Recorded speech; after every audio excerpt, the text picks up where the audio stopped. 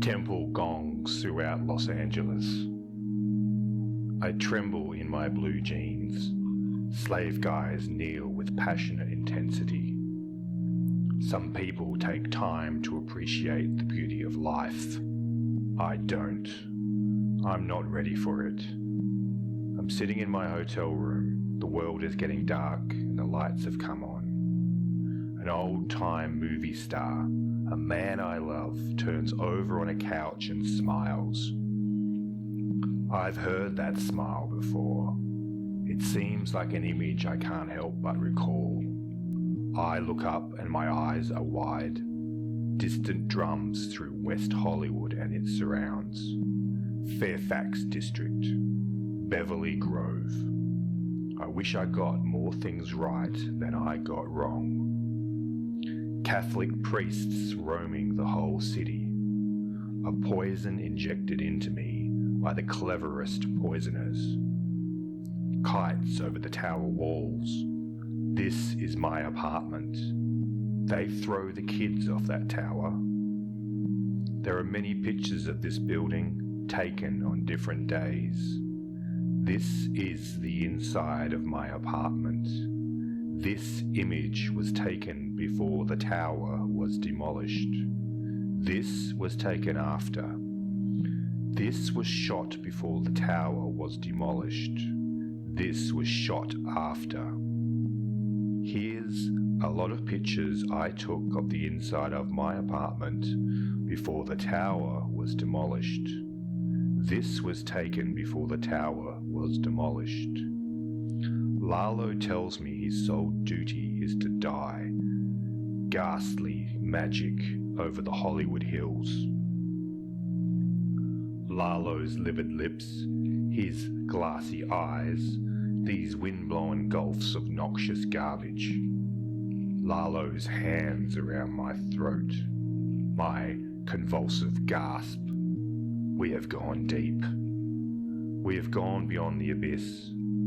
We are the ones who had the guts to step into the ring.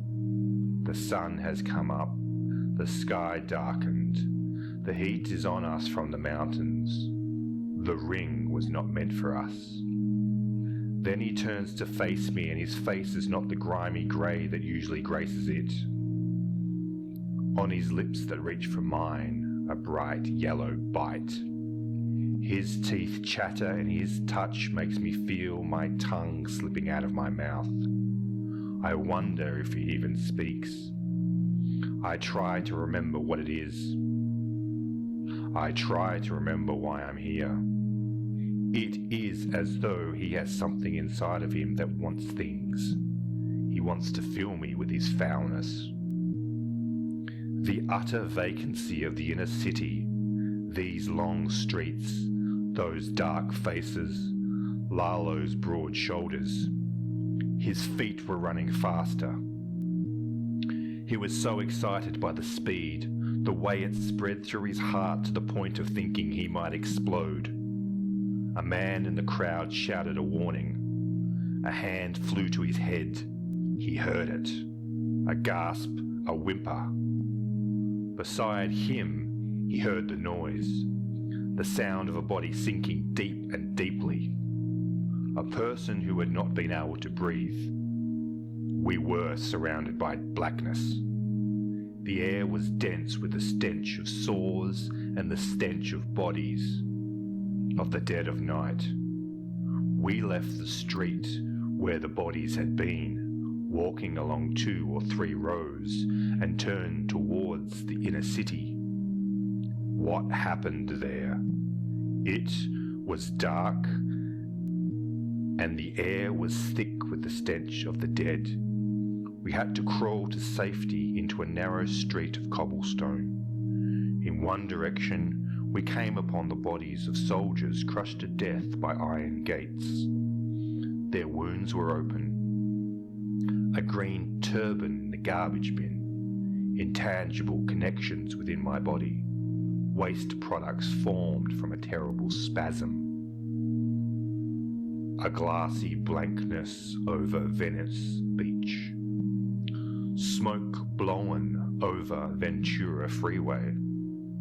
The surf breaks, the world coming to an end and the sky falling. I was so glad I'd been through this before. There was always a strong need to escape. My head hurts. As I had done earlier that day, I sat in the car and let my tears flow. I felt so vulnerable when it hit me hard. A fool filled with immense shame and embarrassment. I know my actions were not only foolish, but selfish. I had been in a state of panic all morning with no idea what could possibly have caused this panic.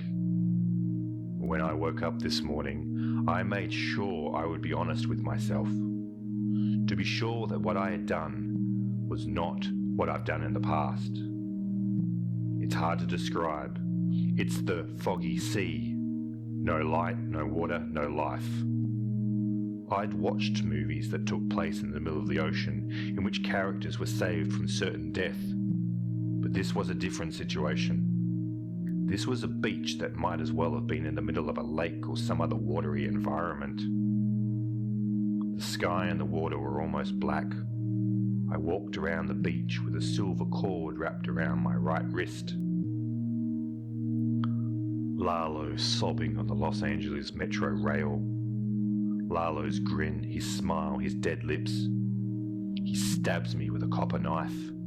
He is a barbarian. He knows I am an expert on the world around me and that he is not. He has been doing this from the start. I look over at him. I am not sure how much of his face I have seen. It is the same. He is staring at me and his mouth is pressed into the sneer he wears whenever I meet him on a train at the station. When I open my eyes, he is standing in the middle of Los Angeles, a few blocks away. I am walking in the opposite direction, not across the city. I walk to the edge of the street. He is standing next to a street lamp. His teeth are beautiful, like his eyes. His hands are so soft, almost painful at the touch. His hands are almost perfect. I can smell them, touch them, hear them. His mouth is the size of a thumb. His teeth like diamonds. They go straight up, they run straight down. But these things are not even teeth. I am still not sure how he knows how to eat, but he does. He is full of energy and always smiles, smiling, smiling. These things will come, this time is the time. I am a mess. I carve a wide window from the remains of the table. Great white stars overhead, above me, upstairs. Dust in the adjacent parapet. Dust in the glory hole. A shadowy line in dim starlight. Faint noises from the Pasadena freeway. Occasional snatches of food in my open hand. Lalo's slender figure. His dark eyes. He wears a signet ring. I waste my time watching daytime television, a customary gesture of drinking Coca-Cola. By the afternoon, the streets start to close in. After dark, we drive south and east, following the hills, the shadows of the hills. The mountains, so flat and gentle, are in motion. I stop at a bar in the middle of nowhere. I don't want this to be the best part of my day. Though I am still not used to this place, I want to find out what it means. All I know is that I will drink a glass of champagne this evening, just as I did a decade ago on the street. After the first glass, the other people leave. I drink my fourth glass. The signet ring helps. The other people don't drink anymore. I ask him to give me another cigarette, the kind with no flavour. Lalo's eyes widen. I see one cigarette in his hand and another in mine. It's cold, dry, black. The smoke from Lalo's cigarette curls down my palm. The smoke from my cigarette falls towards Lalo's, but only his. We both stare into each other's eyes. Our cigarettes flicker as we share a single look. I get up to leave, but Lalo's door is locked. I get out of the parking lot and walk to the exit. His cigarette flies towards me. Nameless hermits hiding out behind Hermosa Beach. Humans walk with smoky torches throughout San Clemente. I have a vague suspicion that Lalo is no longer interested in me. The long sheen of lust dissolved. Lalo's blue eyes are bloodshot with sadism and contempt. Even when blank, his eyes seem to be on fire, as if he were making a wish for them to be the flames of the world, as they are when he's talking to me. He looks at me as if he were looking at a blank slate. But his eyes have changed. They no longer seem frozen. It is as if he is moving through time, a ghost of the youth. It is as though he no longer has the world in mind. The way it looks to him is different. He is moving to a time where things are different, in which things have no meaning or purpose. The change occurs in a few hours. Nothing will be left in his body except a smell of decay. I'm getting all these emails to do something about this. My eyes were filled with something unfamiliar. I stare at the book. Is this a book from another world? What is it about?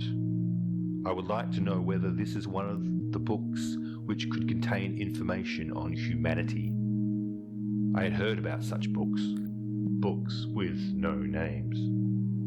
No. This is not a book from another world. It is not at all an ordinary book. I can still taste him. The faint taste of that man and his hand, soft, heavy, like water, in the ocean, with the light on the water and the moon in my head. The sun on the water in my head. I smell the scent of it from here and recall the time when I was at the top of the mountain, with the tree like a bird's nest at my feet, watching as the dizzying wind blew through my hair. I tried to look up at the tower, to look down at my body and at the way I used my fingers. I feared the act of falling, of letting go, coming down. I was so scared I was shaking. The tower had been my whole life for the last 7 years. It was my family. I looked up at the sun. I looked out at my city. The dangerous anger of Los Angeles. Lalo's lips snarl. His brawny arms. His silken shirt.